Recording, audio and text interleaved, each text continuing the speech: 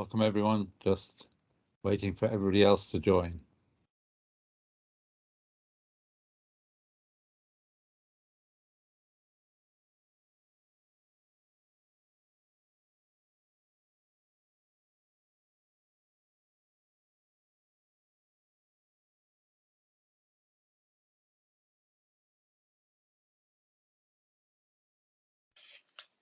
Don't worry, your speakers are probably working. We're just waiting for everybody else to join.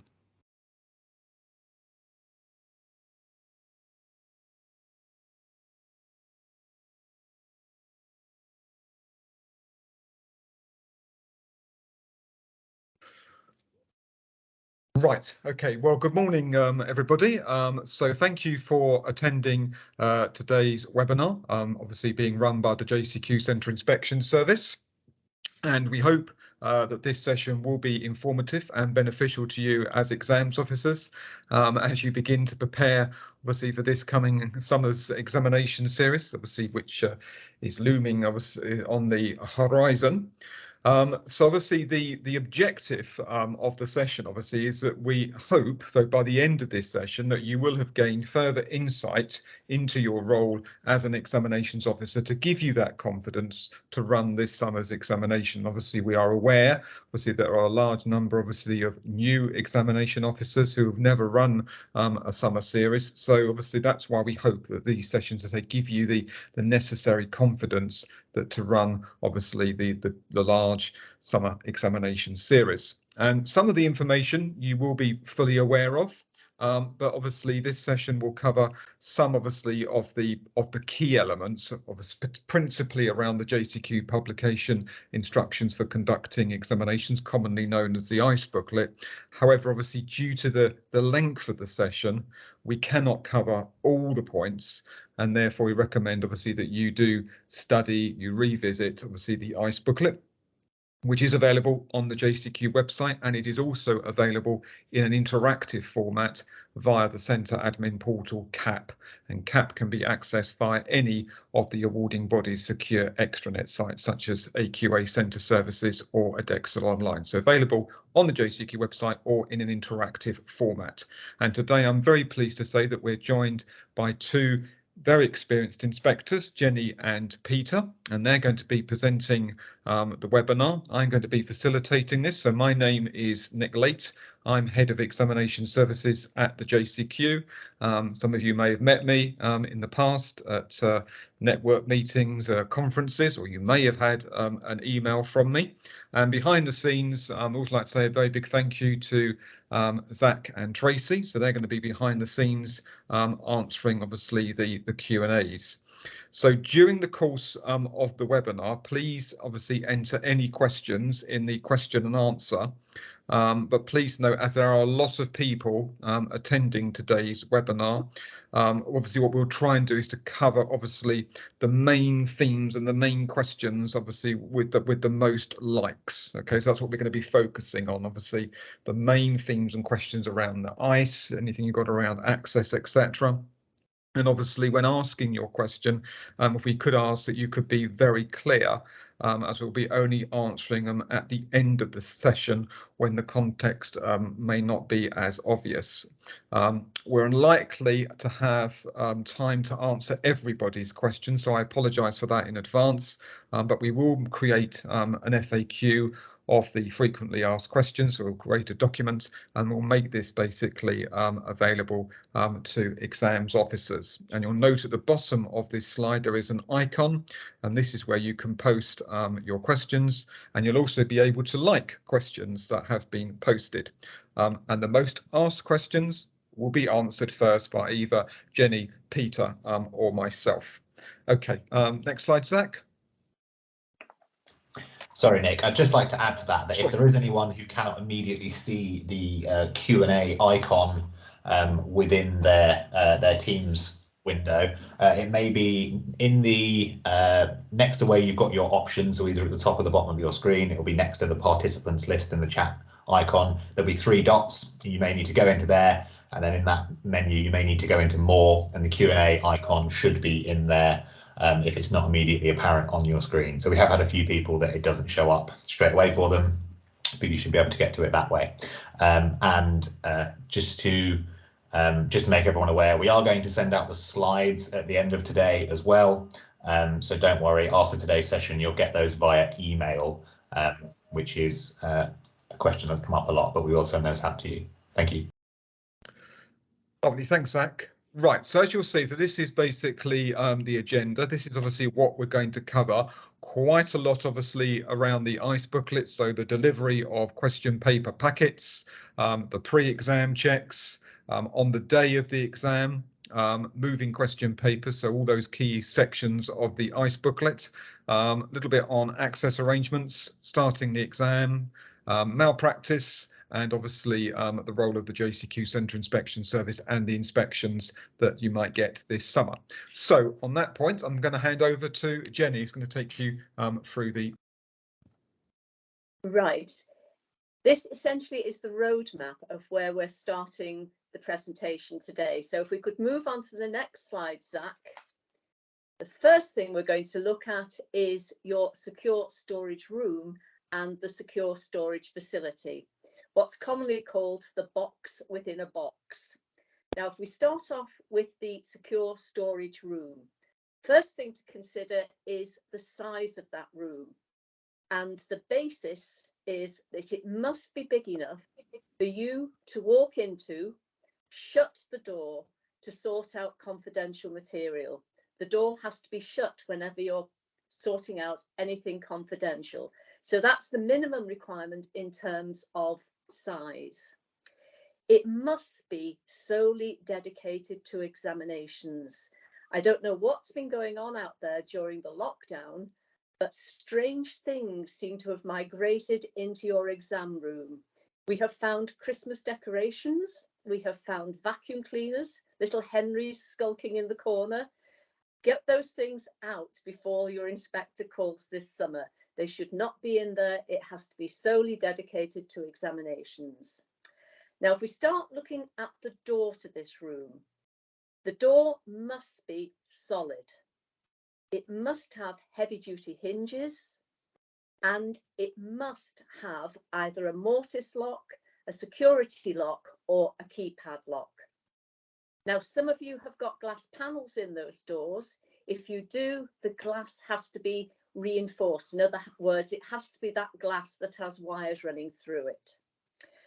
We cover the key holders later when we're looking at key holders to both the door and the secure storage facility.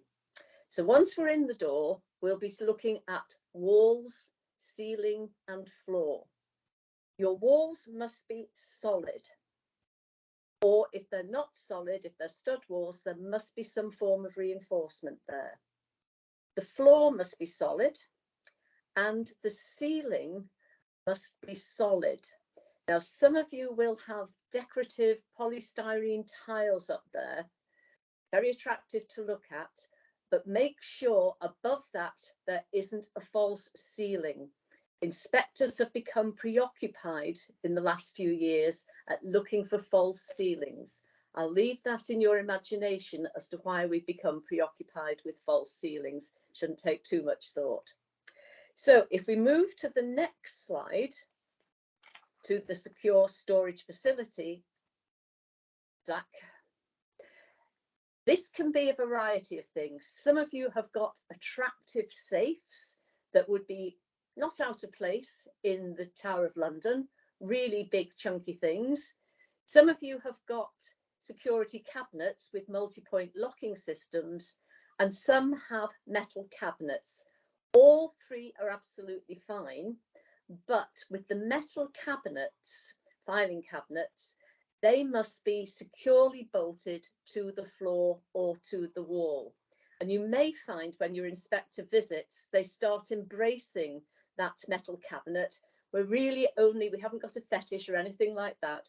We're simply checking that it is securely bolted and can't be easily removed from your examination room. If you're using the metal cabinet, it must have a full length or width locking bar. So if it's a wardrobe style metal cabinet, in other words, it opens as per a wardrobe, there must be a full width locking bar fitted to it. If it's the standard filing cabinet with drawers that come out, the full-length locking bar must fit from top to bottom. Now, that safe filing cabinet, secure cabinet, must have enough space inside it to accommodate 3 weeks worth of examination papers. And a bit like your room, it must only be able to hold live confidential exam material. Nothing else in there, no previous year's mock exams, certificates, anything like that. It must be live examination material. Now, on to the keys. The keys to the door for your secure storage room and the keys to the cabinet, safe, etc., etc., we must have a minimum of 2 key holders and a maximum of 6 key holders. Those keys must be kept either on your person or in a coded key safe. They mustn't be kept in a locked desk in the head's office, in finance's safe, anywhere else. You've got 2 options. They must be kept either on your person or in a coded key safe. Finally, a lot of people ask, is the exams office appropriate to be the secure storage room? Yes, it is. It can be your exams office, but the only staff allowed in there must have a role in the administration of examinations. Over to you, Peter. Thank you, Jenny. So we have a secure store, and now we need to consider what is involved in receiving the question packets themselves. We must have a log at the initial point of delivery of confidential materials. Each awarding body's deliveries and the number of boxes received must be logged. Remember to record the time of the delivery, the name, date and time of the action taken, as well as the awarding body. Then, the reception staff must notify the exams officer or another key holder immediately upon this receipt of the confidential material, and the confidential material must be moved immediately to the secure storage room. Please remember to inform the facilities and reception staff that if there is no key holder on site, they must not accept the delivery of question packets. A materials receipt log can be found on the JCQ website. There is one for the point of delivery to the centre and one for the examinations officer to use. Materials must be checked inside your secure store against the awarding body's dispatch note and centre's timetable or entries. Remember to report to the awarding body any materials received in error, any damaged or opened question paper packets, and any differences between the materials received and the dispatch note. Question papers must be kept in their sealed packets. You need to store question paper packets unopened in the secure store facility in date order to avoid errors. Summarizing, you need a paper trail from the arrival to eventual dispatch that confirms the security of the papers. Over to you, Jenny. Thank you, Peter. Right, invigilation. We're back to pre-pandemic requirements in terms of the number of invigilators you require. So for normal examinations, in other words, the ones you will hold in the sports hall, in the hall, you need 1 invigilator for every 30 or fewer candidates.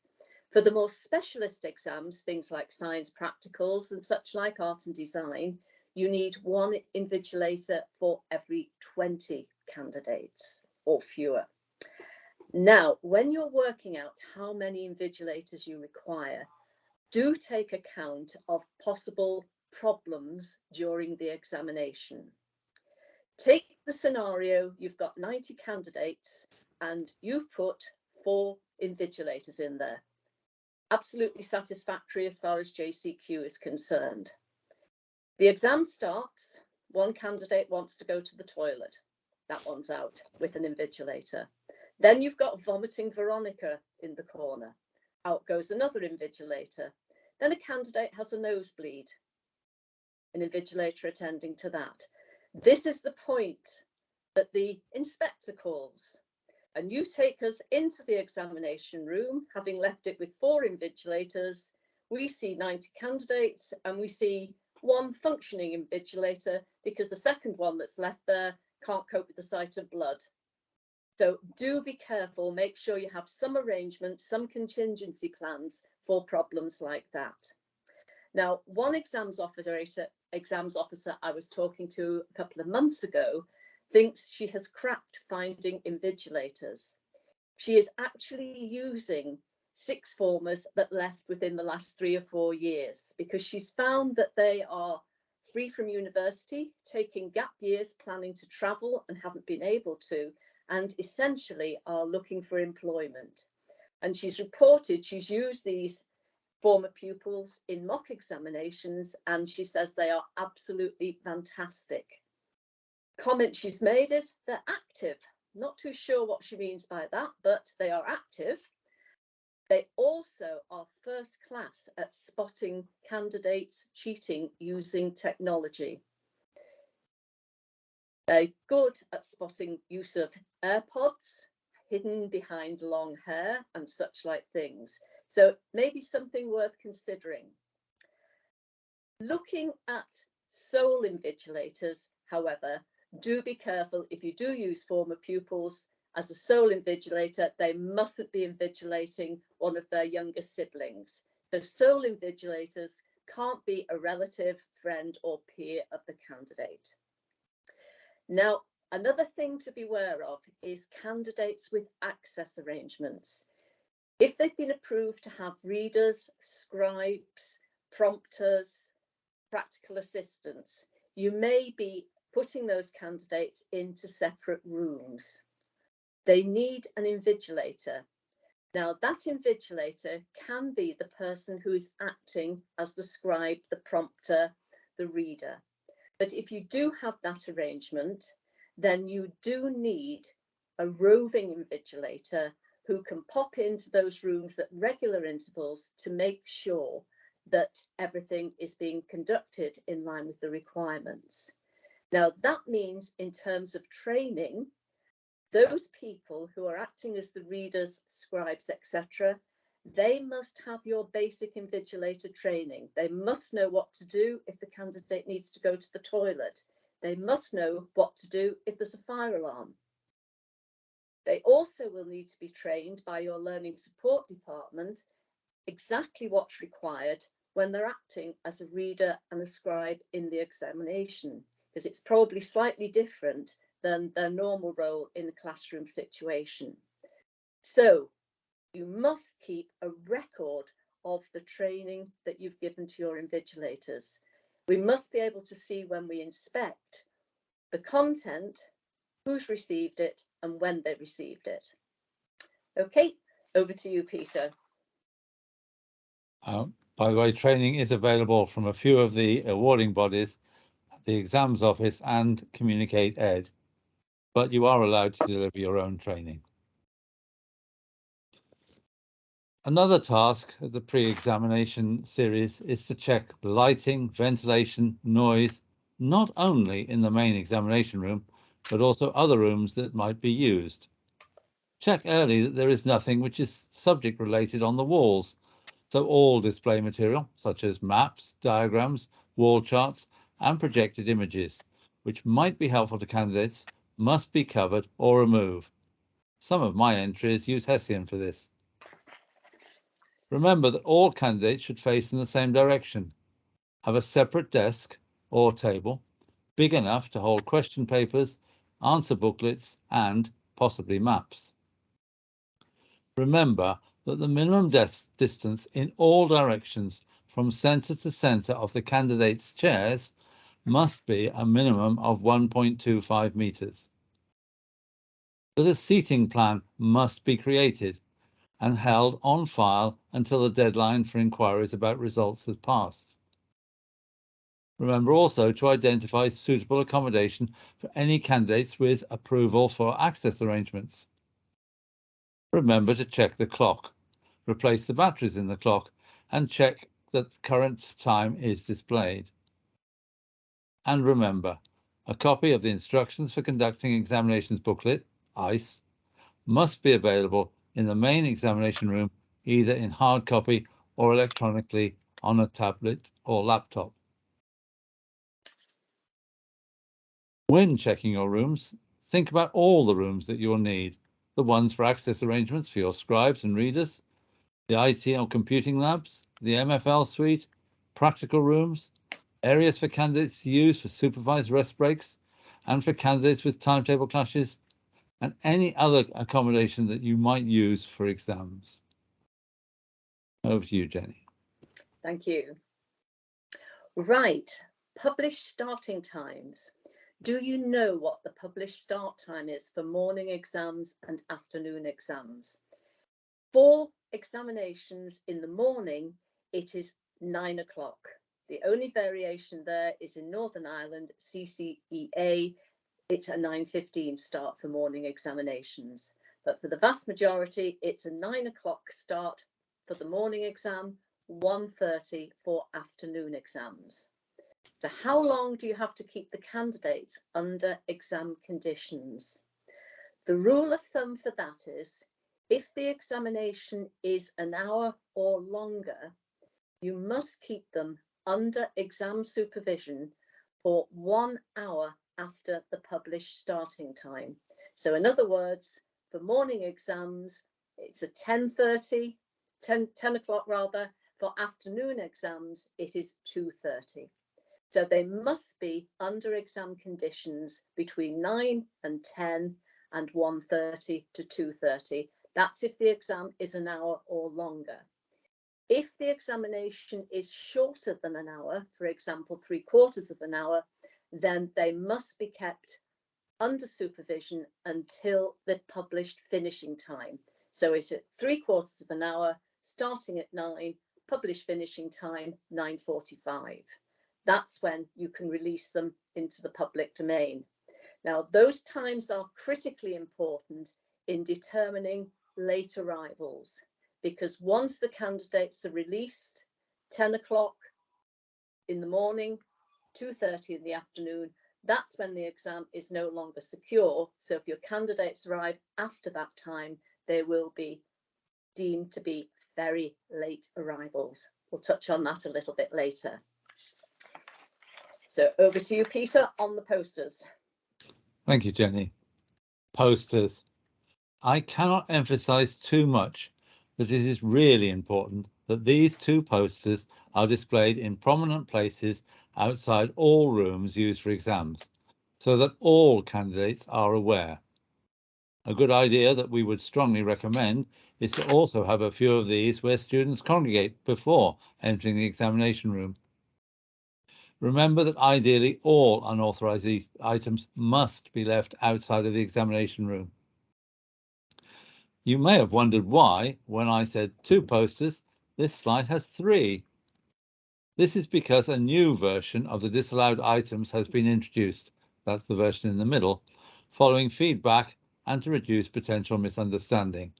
But for this series, both of the right-hand posters will be accepted. Next slide, please.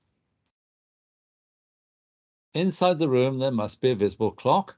There must be a board, flip chart, or whiteboard, both visible to all candidates in the examination room.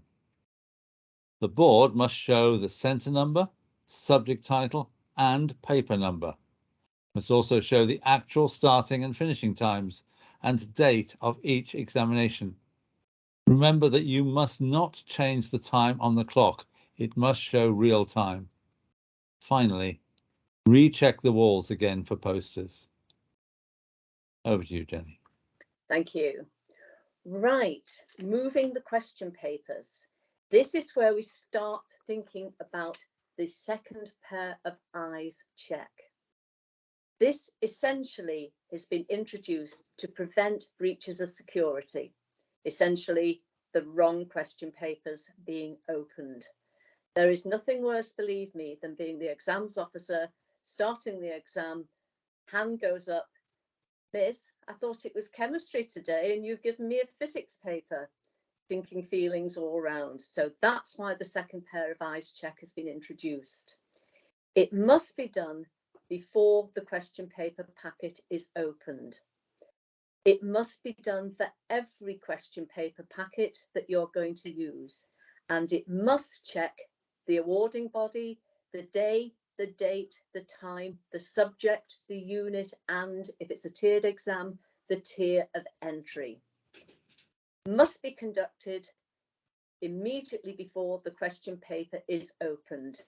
Most exams officers conduct it in the secure room. You have possibly another member of staff, one of your invigilators with you when you take the question papers out of the secure storage unit, conduct the second pair of eyes check there and then.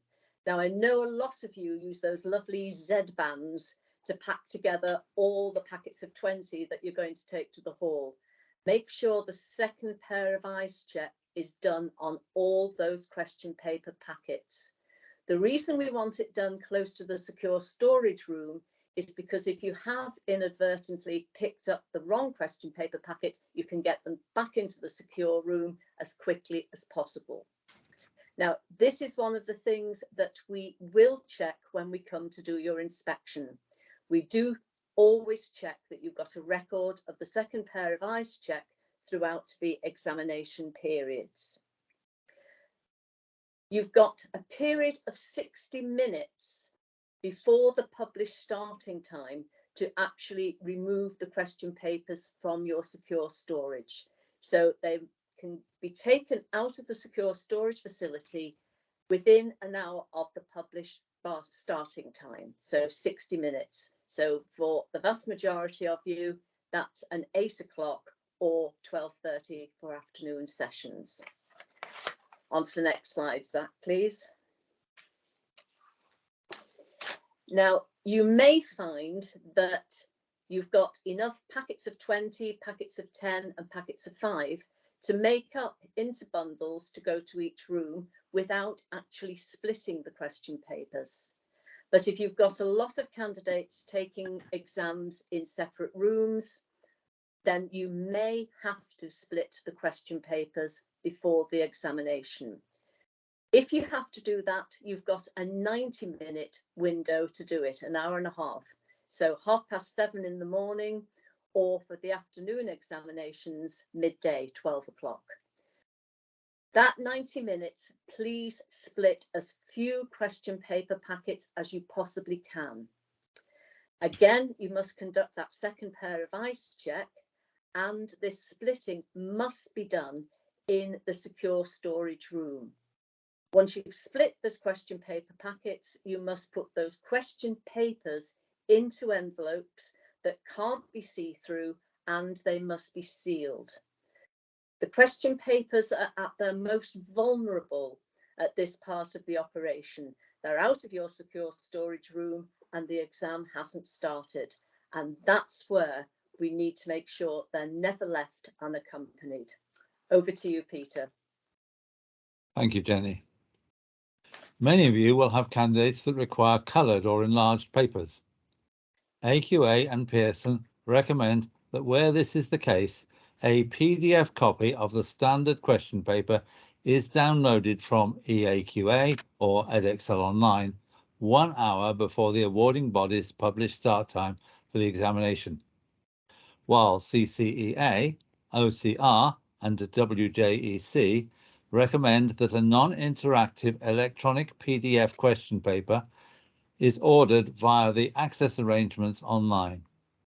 In either case, or any case, you will also need to consider printing, and this must be carried out by you in a room with a closed door, and any transportation of papers must be in a sealed envelope. Over to you, Jenny. Thank you. Right, we'll touch on access arrangements again. Have you got enough rooms available for candidates who have approved access arrangements? That, as I mentioned before, are access arrangements involving readers, scribes, practical assistants, prompters. You need rooms for them. You need to allocate invigilators to those candidates.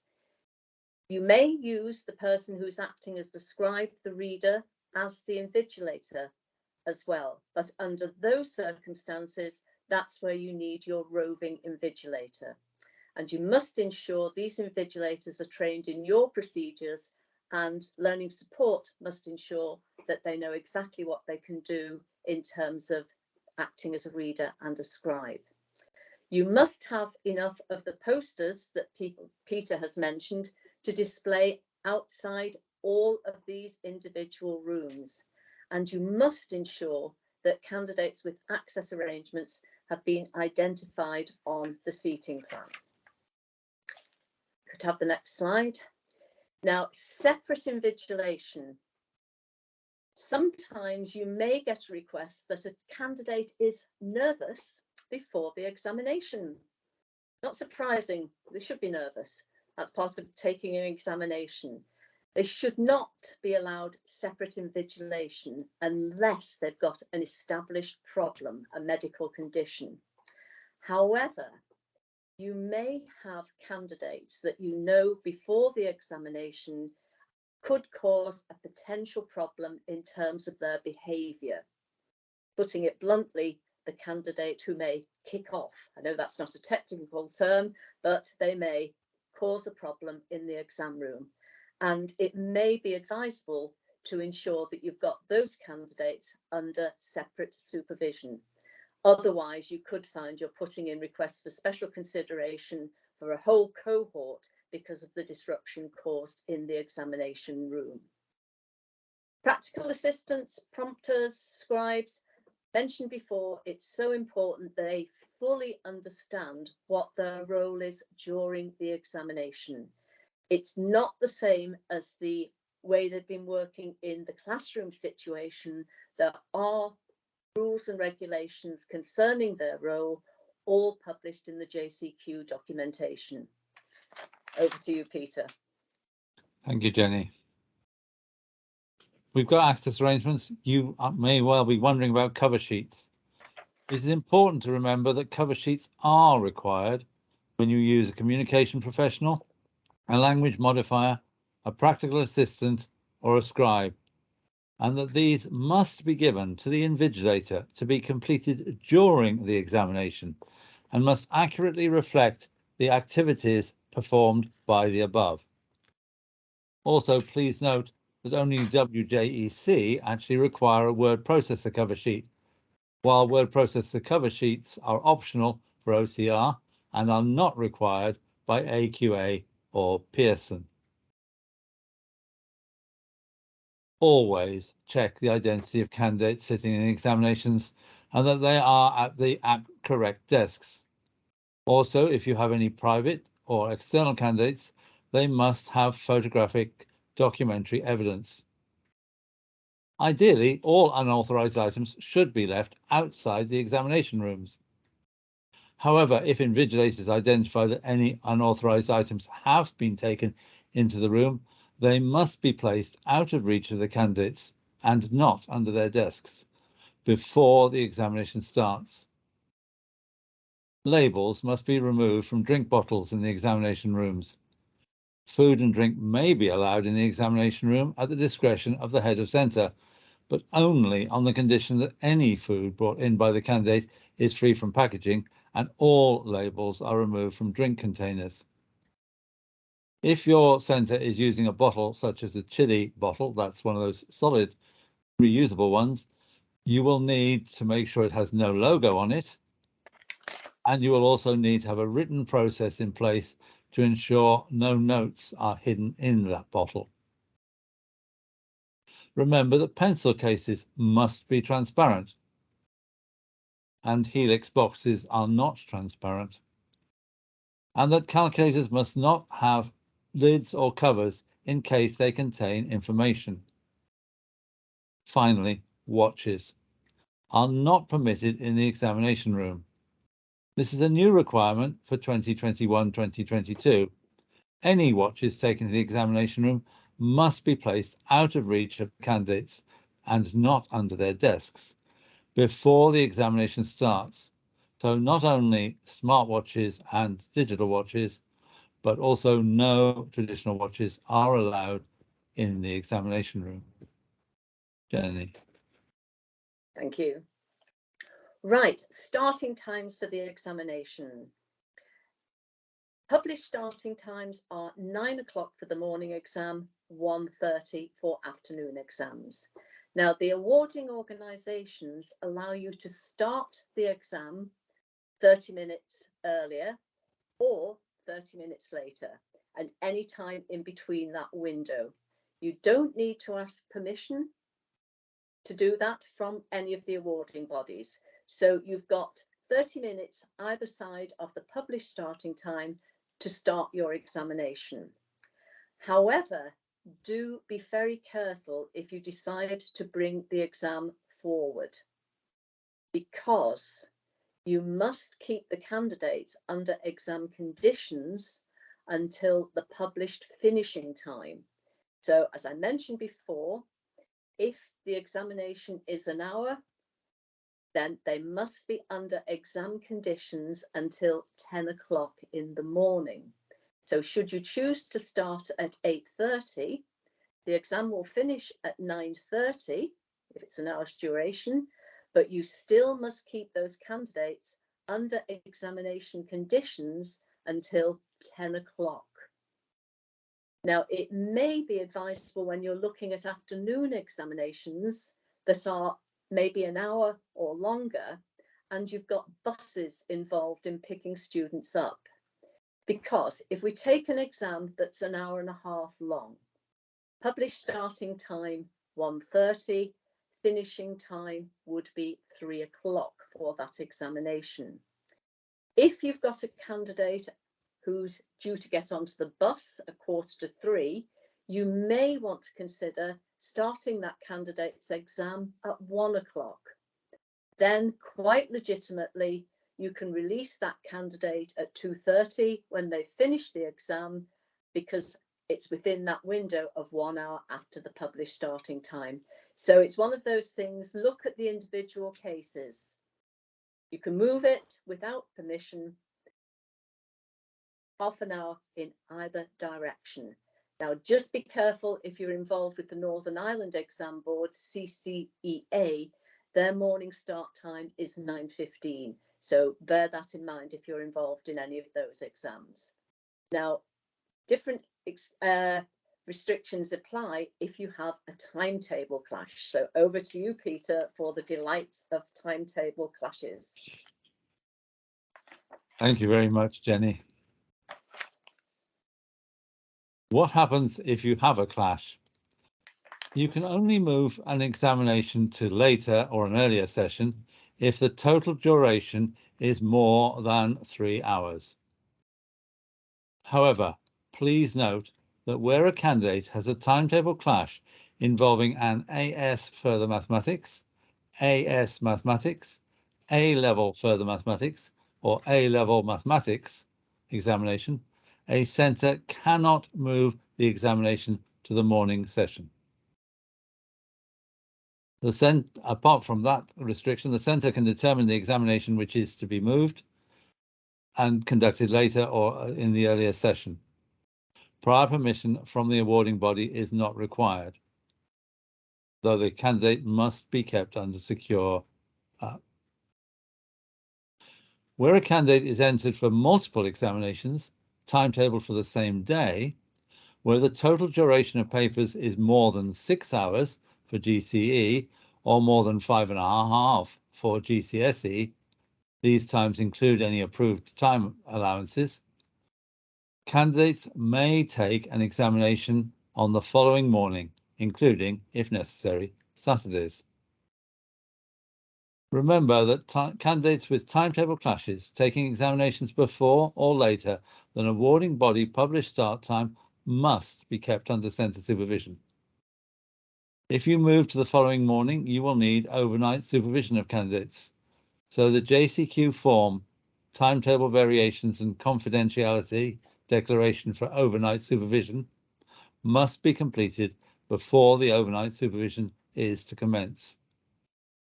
The overnight supervision form is completed online using CAP, and the overnight supervision declaration is downloaded from CAP. Please see paragraph 8 of the JCQ instructions for conducting examinations booklet, ICE, where the awarding body's requirements are outlined.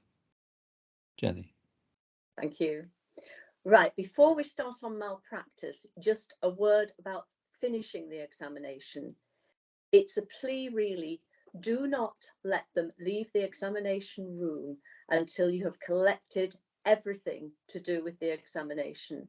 That's their script, their question paper, answer booklet, everything. They leave with what they came in with. In other words, their pencil case, calculator, if it's allowed for that.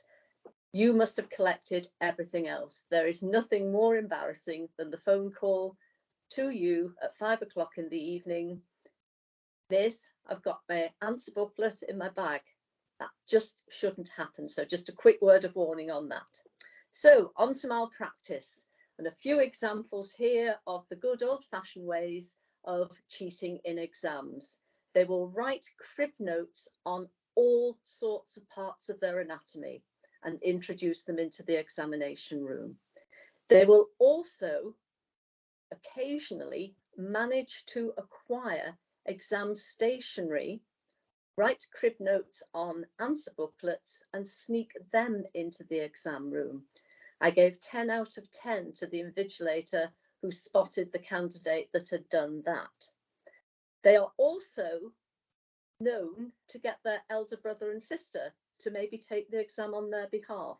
That is a very serious breach of regulations.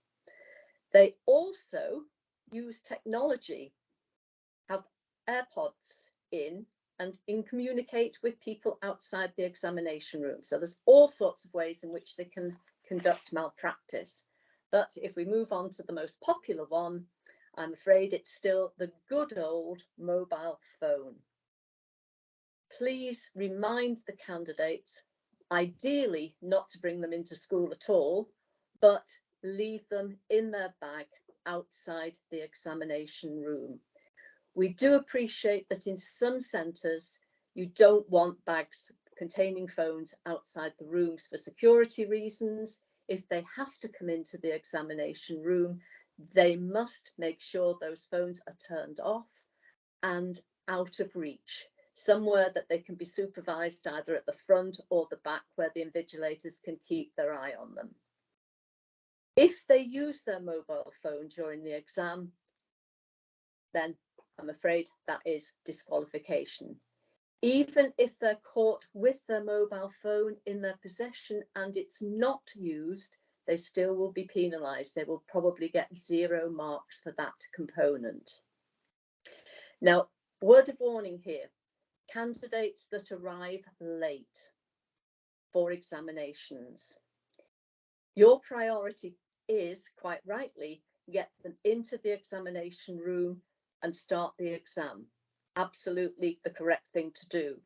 You may forget to warn that candidate about their mobile phone. And of course, if they are late, they're stressed, what happens? Mum will phone them to check that they've made it into the exam room. If you report that, or when you report that, should I say, to the awarding organisation, they will ask 2 questions. Was the poster about warning the candidate about mobile phone and the other one displayed? Hopefully, yes. Next question. Did the candidate receive a warning about a mobile phone in the examination? Now, in the stress of the situation, you might have forgotten to do that. Put a flag, remember 2 things, poster, warning, if they're late.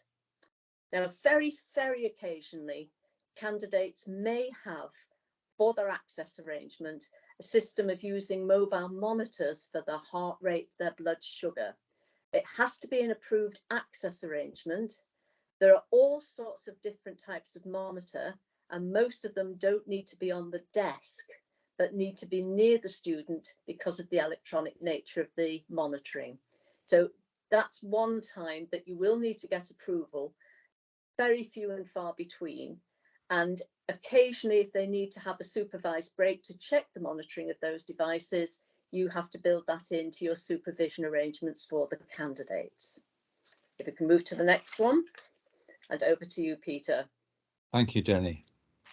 I would now like to take the opportunity to emphasise again that there have been changes to ICE rewatches, as the requirement now states that no watches are allowed in the examination rooms at all.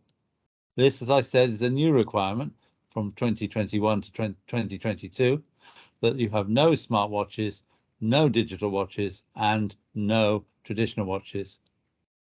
However, in very rare exceptions, where a candidate requires a watch due to a visual impairment or a learning difficulty that impacts on managing time, they can be allowed, but approval from the awarding body must have been obtained. Over to you, Jenny. Thank you. Right. If you actually get involved with malpractice in the examination, I think a sensible rule of thumb here is assume nothing. Don't rely on what you've heard on social media as to whether the awarding body will be interested or not, what the penalty will be, what the penalty won't be. Essentially, if you suspect there's any case of malpractice, if you get a report of malpractice, if there's an allegation of malpractice, it must be investigated. Just a word of advice, if something happens in the examination room itself, there's an incidence of copying, collusion, or disruption, then get statements from all those witnesses immediately after the examination. Don't let them out before you've got a statement from those concerned. Invigilators, the candidate concerned, if you can get a statement from them, and candidates in the vicinity if there is a problem.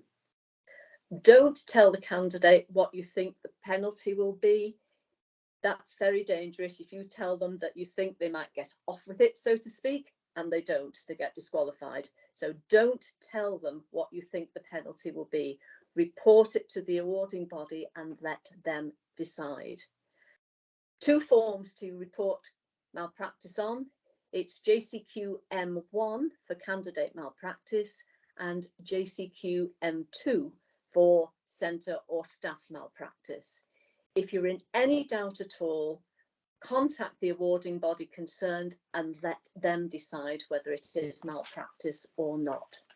Over to you, Peter. Thank you, Jenny. The Centre Inspection Service, the CIS, was established to provide a consistent approach. It works closely with awarding organisations to support centres to operate with integrity, and in so doing to deter and detect breaches of examination rules.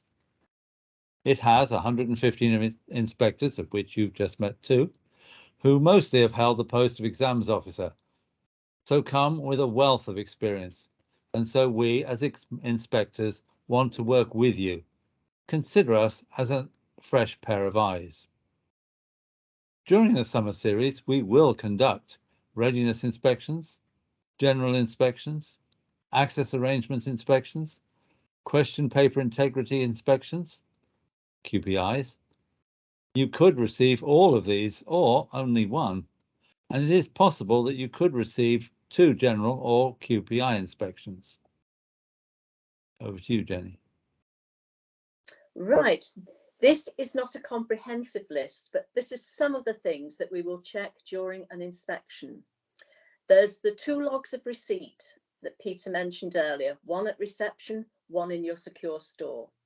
There's all the second pair of eyes checks that you've conducted, that you've carried out. Posters, the 2 or possibly 3, as Peter explained, they should be on display. We'll check the exam room, that there's nothing on the walls, that there's a clock visible, and there's the flip chart or whiteboard with all the relevant detail. We'll check the invigilator training record, and we will definitely be checking your secure storage room and facility. We'll check policy documents, and this is a plea from all the inspectors. Can you have them readily accessible, either electronically or hard copies? And the one that seems to go walkabout is the safeguarding policy. Because it's not directly related to examinations, it seems to be kept in a multitude of places and not readily accessible when the inspector's there. And just one final comment on this. When we finish the inspection, please don't ask us where we're going next. We know you have got Facebook groups locally set up, and we know, if we answered that question truthfully, exactly what is going to happen. So we might not answer that bit too truthfully. We may set you on a red herring. Over to you, Peter. Thank you, Jenny. We will also inspect access arrangements documentation for candidates, including for each candidate we check, the assessor's qualification will be inspected. So if you don't wish to get that one black mark from us, do quietly remind your Senko to check that candidates with access arrangements meet the criteria as set out in the Access Arrangements, Reasonable Adjustments and Special Considerations JCQ booklet 2021-2022. We look forward to seeing you during the examination series. Lovely. Well, thank you very much indeed to Peter and Jenny. That was superb. So very big thank you. So now we're going to move on to the FAQs, and I'm going to hand over to my colleague Zach, and Zach is going to read out the FAQs that have been received, and then between us, Peter, Jenny and myself will answer them. So over to you, Zach. Okay, so the first question, and I think this might be one for you, Nick, is will there be any extra categories of special considerations this year regarding COVID, illness or absence? Right, so obviously the standard categories of special consideration will apply. So the categories that are set out in the JCQ publication, A Guide to the Special Consideration Process, and those tariffs, the circumstances where a candidate would be eligible for special consideration where they are present but disadvantaged for an examination, they will still apply. There will be no changes there. What the JCQ awarding bodies are doing, they are working with DFE and Ofqual colleagues.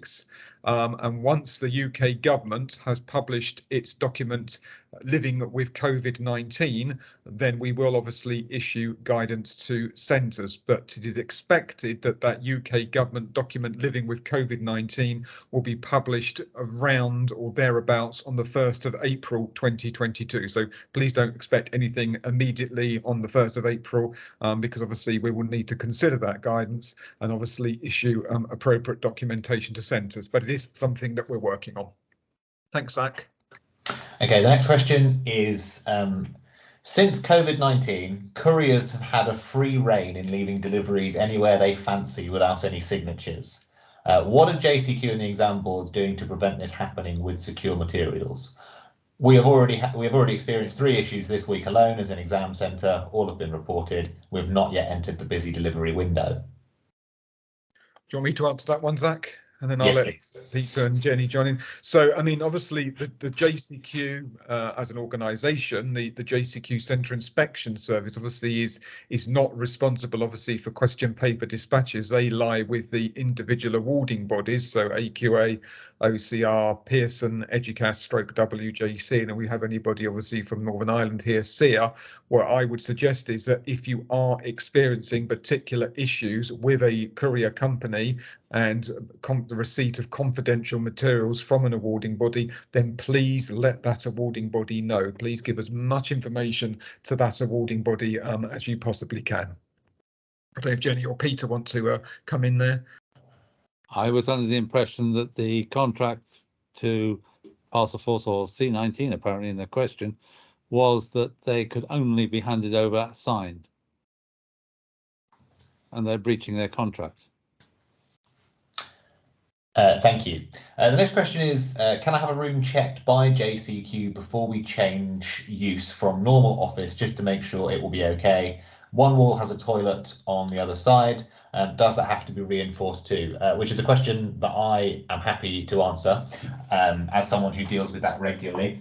My advice to you would be, first of all, to consult with the section 3, the tables in the ICE booklet, which do have fully laid out all of the requirements for the room.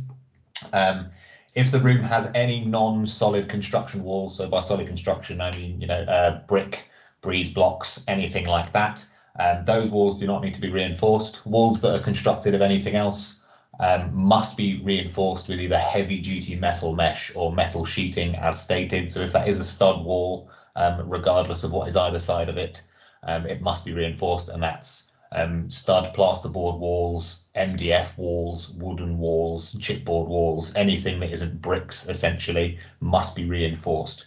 The process for changing your secure storage and changing that room is the first stage is to contact the National Centre Number Register, and they will provide you with a checklist that you need to complete, which will allow you to check that you've got everything in place for that room.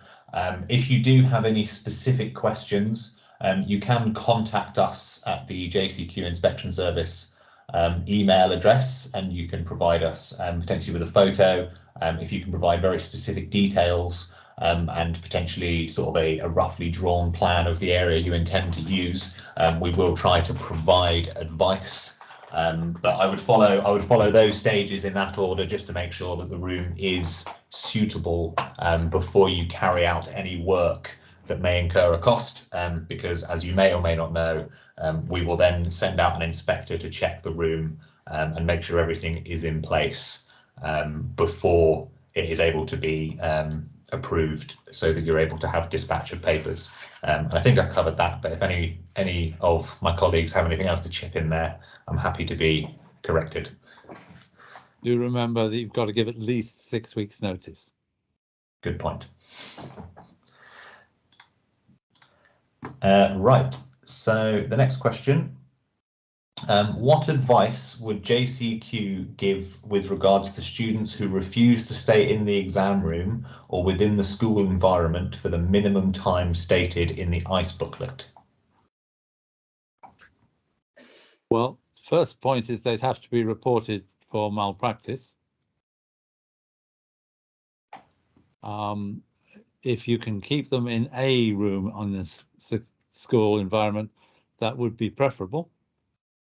I would also suggest that you have a member of the senior leadership team involved in making sure every attempt is made by the centre to keep that candidate in school, because if they do escape, then they are putting the security of that examination at risk, not just for your centre, but for the whole country, because they can get onto social media and release information about the content of the exam. So involve senior leadership, possibly pastoral staff, to keep the candidate in school.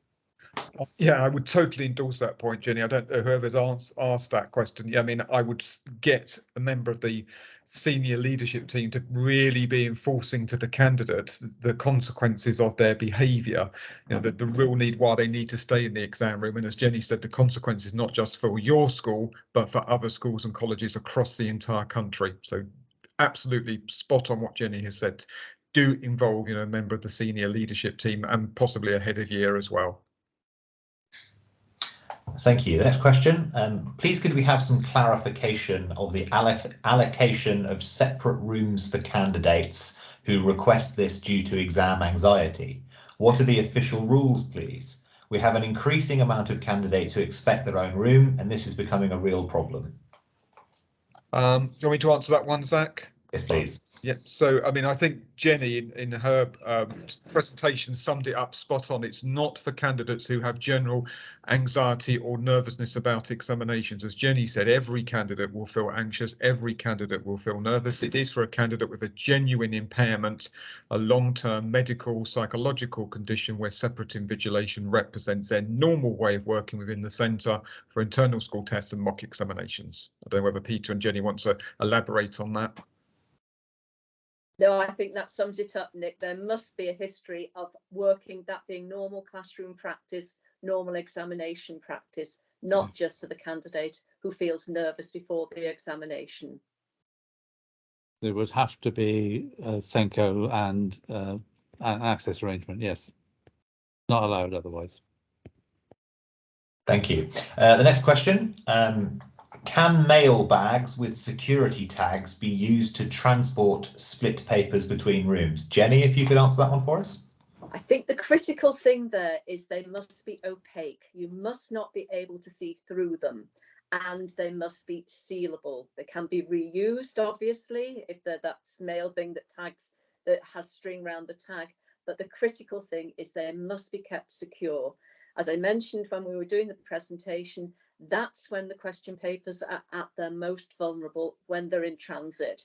And the question before has just emphasised how vulnerable those question papers are if delivery people are leaving them in the reception area unsupervised. Those are the areas that send the awarding organisations into having nightmares.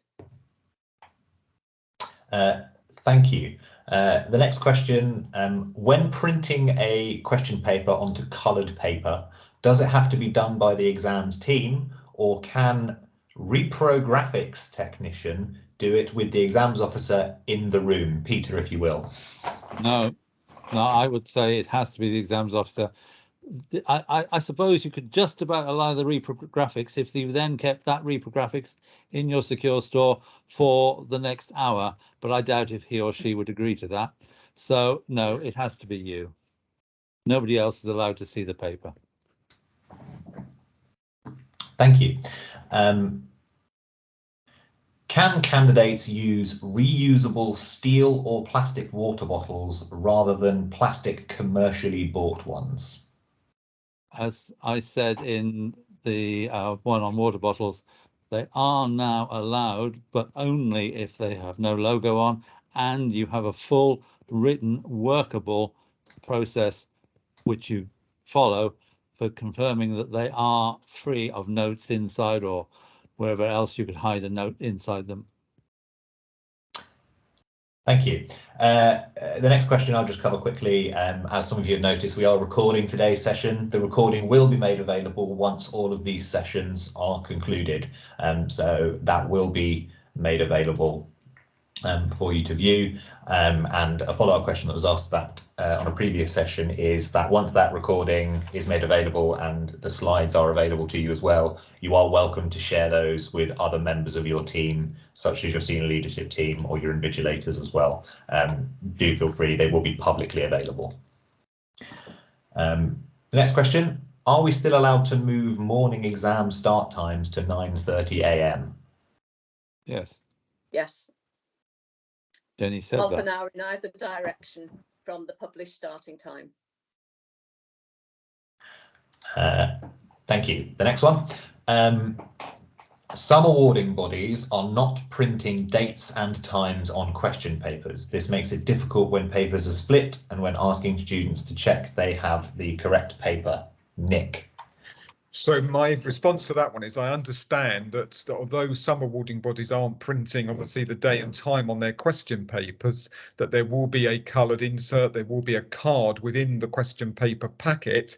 So when the second pair of eyes check is being undertaken, or when a question paper packet has to be opened to be split, say for coloured papers or for alternative site arrangements, that you will see basically the card which actually says what the paper is. So it is GCSE Mathematics Paper 1. So whilst it may not be physically printed on the actual question paper, there will be a card insert within the window of the question paper packet. That's my understanding. And also, of course, when you gave the question paper to the candidates, you would ask them to say you have got GCSE Maths Paper 1. But yes, I mean, it's my understanding that some awarding bodies are not now doing that, printing the day and time session on the question papers. Thank you. The next question. What should a school do if an exam clashes with a religious festival? Well, I mean, obviously the timetable has to go ahead as scheduled. So basically, if the examination is scheduled for Monday morning AM, then that examination must take place on Monday morning AM. I'm afraid there can't be a deviation. Okay, thank you. The next question is arrangements around toilet breaks. Do candidates get extra time?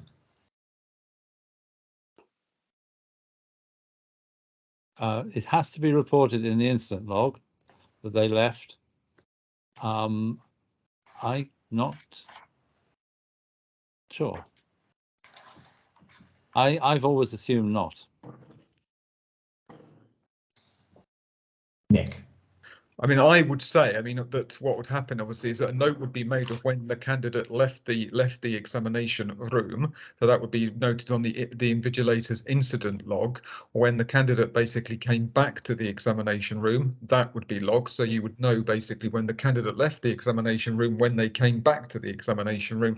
And then they would say if the exam basically was 1 hour 30 minutes, that you would make sure the candidate was given 1 hour 30 minutes for that examination. They were given the published duration of that examination as per the awarding body's published timetable. Thank you. The next question. Please can we have some official consistent guidance regarding how to manage long COVID and parents insisting extra time because of it? If medical consultants are saying candidates should get it, we were treating it like CFS and rest breaks. Nick? Yes, I mean, consultants, hospital specialists, etc. They should not be diagnosing. They can be diagnosing the condition. What they should not be doing is recommending access arrangements. And I did speak to one very experienced exams officer who was having this problem with parents who saw basically a diagnosis, and then because of what a consultant had written, a specialist had written, that there was this automatic assumption that their child would be given 25% extra time. So obviously the determination of the access arrangement would lie with the SENCO, and obviously it would be for the SENCO to determine what the most appropriate and reasonable adjustment would be. For a candidate that has long COVID, that would invariably be, I would imagine, extreme fatigue, lack of concentration, lack of focus, and therefore where you've got a candidate who is tarring easily, lacking focus, lacking concentration, might have sort of brain fog, then supervised rest breaks would be the more appropriate arrangement. And what your SENCO needs to understand is that where a candidate has a medical condition, they've got to have explored, trialed and fully exhausted supervised rest breaks before they then move on to 25% extra time. And what I would probably say to a parent is that, with all due respect, a specialist probably doesn't know the distinction between supervised rest breaks and extra time. And of course, also the other thing is that even if the SENCO did consider 25% extra time, there's still got to be that picture of need, that normal way of working, which, like Jenny and Peter both spoke about in relation to separate invigilation. Okay, thank you. The next question, are we able to photocopy the insert that will be in the question paper packet so that for additional rooms / alternative sites, it is clear which paper it is? Yeah, I mean, I would see no reason in doing so. I mean, it ensures the integrity of the examination. So yes, so that basically that if you're taking a question paper, in a sealed and secure envelope bag, as Jenny and Peter mentioned earlier. So if you're taking a question paper to another room, to an alternative site, could be to the candidate's home, then obviously basically that is the correct question paper, which tallies with that photocopied card insert. Absolutely, yeah, I don't see any issue with that. Thank you.